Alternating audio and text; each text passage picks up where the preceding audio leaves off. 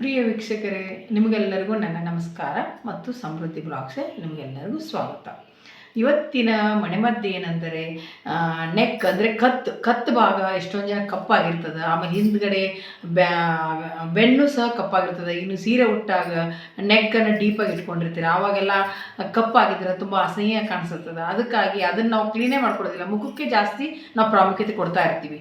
ಹಿಂದಿನ ಭಾಗ ನಮ್ಮದು ಕತ್ತು ಸಹ ಕ್ಲೀನಾಗಿದ್ದರೆ, ನೀಟಾಗಿ ವೈಟಾಗಿದ್ದರೆ ತುಂಬ ಚೆನ್ನಾಗಿ ಕಾಣ್ತದೆ. ಅದಕ್ಕೆ ನಾನು ಏನಂತ ಹೋಮ್ ರೆಮಿಡಿ ಹೇಳ್ತೀನಿ. ಇದನ್ನು ನೀವು ವಾರದಲ್ಲಿ ಒಂದು 2-3 ಸಲ ನೀವು ಅಪ್ಲೈ ಮಾಡಿರಿ. ಕತ್ತು ಭಾಗ ಆಗಿರ್ಬೋದು, ಬೆಣ್ಣಾಗಿರ್ಬೋದು ತುಂಬಾ ಬೆಳಗಾಗ್ತದೆ. ಇದು ಏನಂದರೆ ಇದಕ್ಕೇನು ಬೇಕಾಗಿರ್ತದೆ ಅದನ್ನು ನಾನು ಹೇಳ್ತೀನಿ. ಅದಕ್ಕಿಂತ ಮುಂಚೆ ನಿಮಗೆ ಎಲ್ರಿಗೂ ದಯವಿಟ್ಟು ಹೇಳ್ತೀನಿ, ನನ್ನ ಚಾನಲ್ ಹೊಸಬ್ರು ಯಾರು ನೋಡ್ತಾ ಇದ್ರಿ ದಯವಿಟ್ಟು ಸಬ್ಸ್ಕ್ರೈಬ್ ಮಾಡ್ಕೊಳ್ಳಿ ಮತ್ತು ಪಕ್ಕದಲ್ಲಿರೋ ಬೆಲ್ ಐಕಾನನ್ನು ಮರೆಯದೇ ಪ್ರೆಸ್ ಮಾಡಿ. ಆಮೇಲೆ ನಿಮಗೆ ನನ್ನ ವಿಡಿಯೋಗಳು ಇಷ್ಟವಾದರೆ ಮರೆಯದೇ ಲೈಕ್ ಮಾಡಿ. ಆಮೇಲೆ ಇವಾಗ ಏನಂದರೆ ಏನು ಬೇಕಂದರೆ ಫಸ್ಟು ನಿಮ್ಮ ಕತ್ತಿಗೆ ಕ್ಲೀನ್ ಮಾಡ್ಕೋಗೋಸ್ಕರ ಒಂದು ಅರ್ಧ ಟೊಮಾಟೊನ ತೆಗೆದುಕೊಳ್ಳಿ. ಟೊಮಾಟೊನ ತೆಗೆದುಕೊಂಡು ಅದಕ್ಕೆ ಸ್ವಲ್ಪ ಸಕ್ಕರೆ ಪೌಡ್ರನ್ನು ಹಾಕಿ.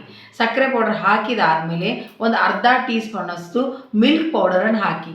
ಆಮೇಲೆ ಇನ್ನು ಅರ್ಧ ಟೀ ಸ್ಪೂನಷ್ಟು ಕಾಫಿ ಪೌಡರನ್ನು ಹಾಕಿ. ಈ ಮೂರನ್ನು ಅದಕ್ಕೆ ಹಾಕಿದ ಮೇಲೆ ಆ ಸ್ಕ್ರಬ್ ಥರನೇ ಅದು ರೆಡಿ ಆಗ್ತದೆ. ಆವಾಗ ನೀವು ಬೆನ್ನು ಆಗಿರ್ಬೋದು, ಕತ್ತಾಗಿರ್ಬೋದು ನೀಟಾಗಿ ಸ್ಕ್ರಬ್ ಮಾಡ್ಕೊಂಬಿಡಿ. ಸ್ಕ್ರಬ್ ಮಾಡಿಕೊಡ್ರಿ ಒಂದು 5-10 ನಿಮಿಷ ಕ್ಲೀನಾಗಿ ಮಾಡ್ಕೊಳ್ಳಿ. ಕ್ಲೀನಾಗಿ ಮಾಡಿದ ತಕ್ಷಣ ನಿಮ್ಗೆ ಡ್ರೈ ಸ್ಕಿನ್ ಆಗಿರ್ಬೋದು, ಆಮೇಲೆ ಗಲೀಜಾಗಿರ್ಬೋದು, ಕಪ್ಪು ಕಲೆಗಳಾಗಿರ್ಬೋದು ಸಹ ಕ್ರಮೇಣ ಕಡಿಮೆ ಆಗ್ತಾ ಹೋಗ್ತದೆ. ಇದನ್ನು ನೀವು ವಾರದಲ್ಲಿ ಒಂದು 2-3 ಸರಿ ಮಾಡ್ತಾ ಬನ್ನಿ. ನಿಮಗೆ ಗೊತ್ತಾಗ್ತದೆ ಎಷ್ಟು ಕ್ಲೀನ್ ಆಗ್ತದೆ, ಆಮೇಲೆ ಬೆಳ್ಳಗಾಗ್ತದೆ ಈ ಥರ ಮಾಡೋದ್ರಿಂದ. ಆಮೇಲೆ ಇದೇ ಥರ ಉಪಯುಕ್ತ ಮಾಹಿತಿಯನ್ನು ಮತ್ತೆ ಮುಂದಿನ ವಿಡಿಯೋದಲ್ಲಿ ನಾನು ತಿಳಿಸ್ತೀನಿ. ನಿಮಗೆ ಯಾವುದಾದ್ರೂ ವಿಷಯ ಬಗ್ಗೆ ನಿಮಗೆ ಬೇಕಾದ್ರೆ ಮರೆಯದೆ ನನಗೆ ಕಮೆಂಟ್ಸ್ ಮಾಡಿ ತಿಳಿಸಿ.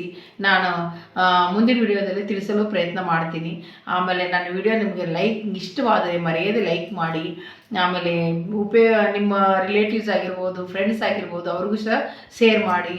ಆಮೇಲೆ ಈ ವಿಡಿಯೋದೊಂದಿಗೆ ಮುಕ್ತಾಯ ಮಾಡ್ತಾ ನಿಮಗೆಲ್ಲರಿಗೂ ನನ್ನ ಧನ್ಯವಾದಗಳು.